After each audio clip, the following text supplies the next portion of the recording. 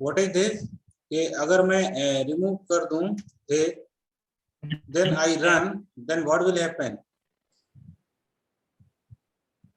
Sir, void over default.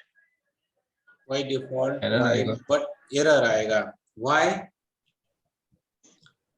Sir, void है उसका default run type. Return कर रहे हैं वैल्यूज की। Okay, now look at this. I have comment, मैंने comment कर दिया। Then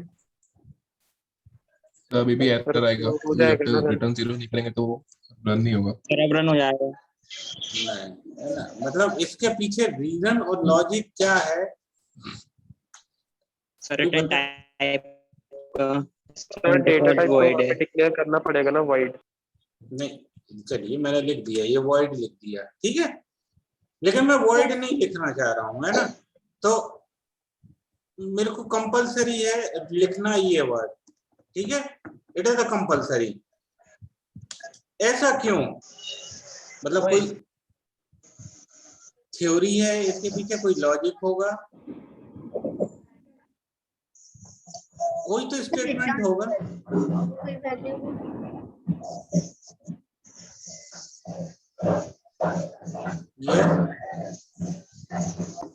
सर इंट का लॉजिक या फिर ये रिटर्न जीरो आपने जो कमेंट करा है उसका, ठीक है,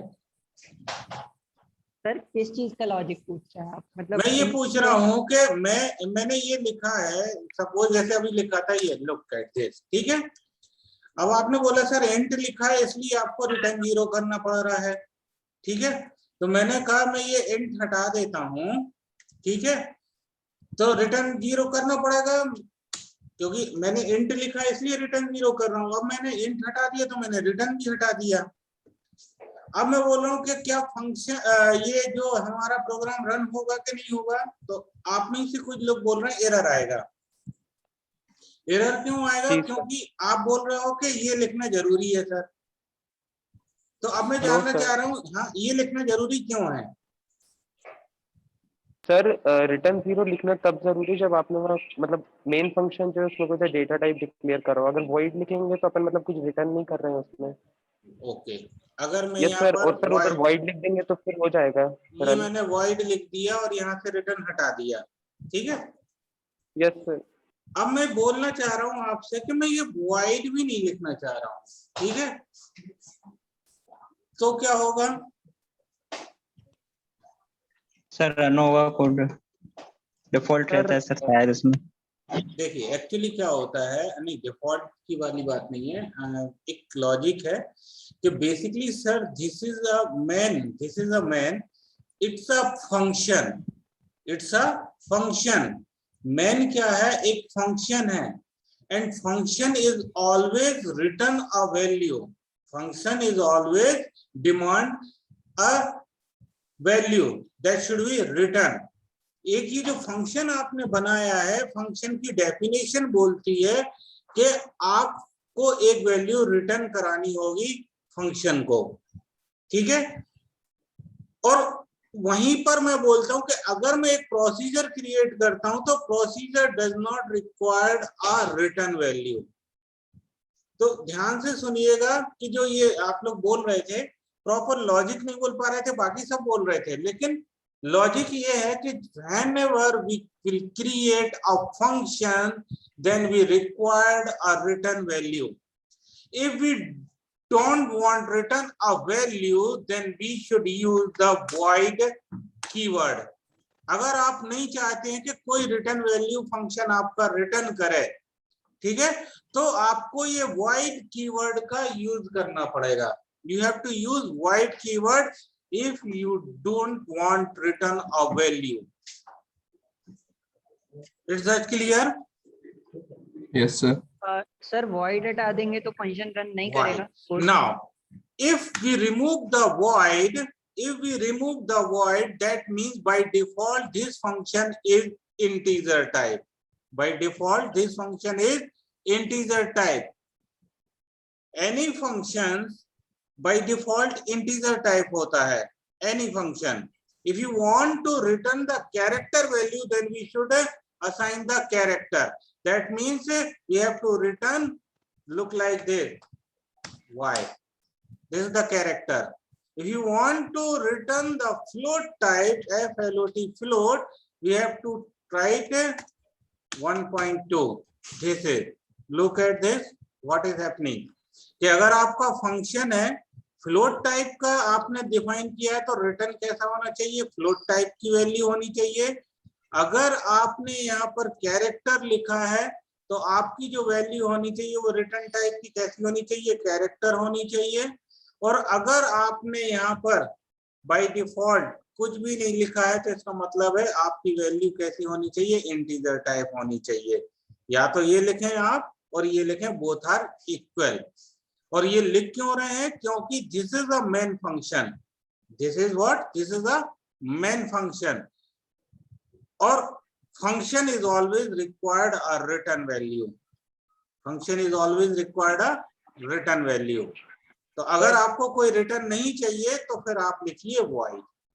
इज दैट क्लियर? सर अगर अगर void boolean भी हटा लिखेंगे तो और रिटर्न भी हटा दे तो फिर मतलब जैसे आपने बताया कि अगर अपन कोई सा डेटा टाइप डिक्लेयर नहीं करेंगे तो डिफॉल्ट इंट लेगा, एंड सर ये। इंट लेगा तो मतलब रिटर्न 0 देना जरूरी है अपन को। जी बिल्कुल जरूर, जैसा ये है ना तो आपको डिफॉल्ट इंटीजर टाइप का लेता है, ठीक एंड है। सर रिटर्न भी हटा दीजिए। हाँ रिटर्न भी हटा देते हैं अपन, ये Yes, रिटर्न sir. भी हटा दिया। इस कंडीशन में क्या होगा?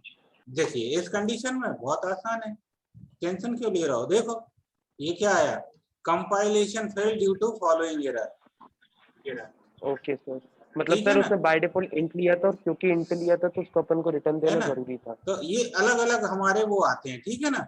अब हम क्योंकि यहाँ पर इंटीजर ले रहे हैं तो अब फिर से हम रन करते हैं, ठीक है ना। लुक एट दिस, ठीक है, ये अलग अलग आएंगे। फिर धीरे से मैंने इसको रिटर्न लिखते हैं। मतलब आप लोग ध्यान से देखिएगा, मैं आप लोगों को क्या बोलना चाह रहा हूँ कि कोई सा भी कीवर्ड आपको दिखता है कि वो लगा है तो पहले उसका रीजन समझिए। 1 मिनट जरा होल्ड करिए आप लोग।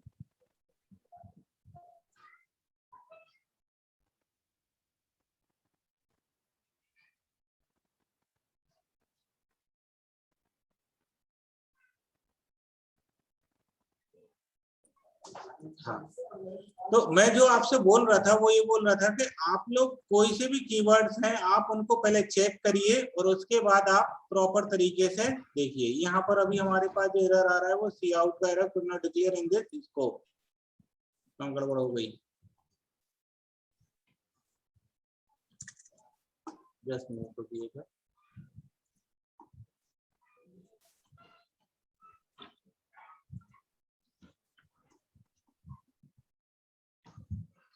कंपाइलर क्या एडिटर बंद हो जाता है ऑनलाइन कभी कभी, तो ये प्रॉब्लम आ जाती है।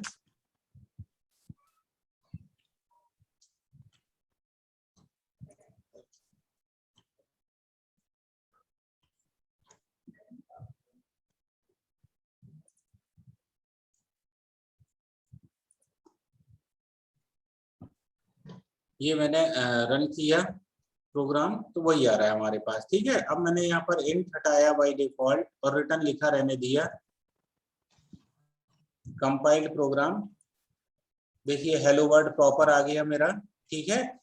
अब मैं यहाँ पर बोलता हूँ कि यहाँ पर वापस इंट लिखता हूँ और मैं यहाँ से रिटर्न को मैं क्या करता हूँ, हाइड किया मैंने।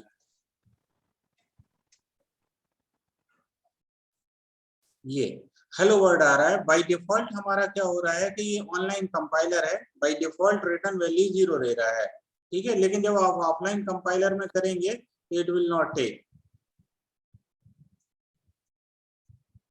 it will not take। आपसे वो बोलेगा कि it is compilation error if you are run in offline mode. जब आप अपने सिस्टम पे रन करेंगे तो ये यहाँ पर बोलेगा कि रिटर्न टाइप वैल्यू दीजिए, क्योंकि अभी हम ऑनलाइन कंपाइलर में है तो बहुत सारी चीजें बाय डिफॉल्ट लाइब्रेरी से ये फेच कर लेते हैं कंपाइलर, ऑनलाइन कंपाइलर, तो आपको एरर समझ में नहीं आएगा। ये चीज आपको आगे चल के बहुत सारी जगह आपको अलग अलग लेवल पे दिख जाएगी कि ऑनलाइन कंपाइलर पे अगर हम प्रैक्टिस करते हैं तो बहुत सारी चीजों के एरर्स हम आइडेंटिफाई नहीं कर पाते हैं प्रॉपर तरीके से। तो आप अपना जिस भी एडिटर पे वर्क करें उस एडिटर को डाउनलोड करें और ऑफलाइन मोड में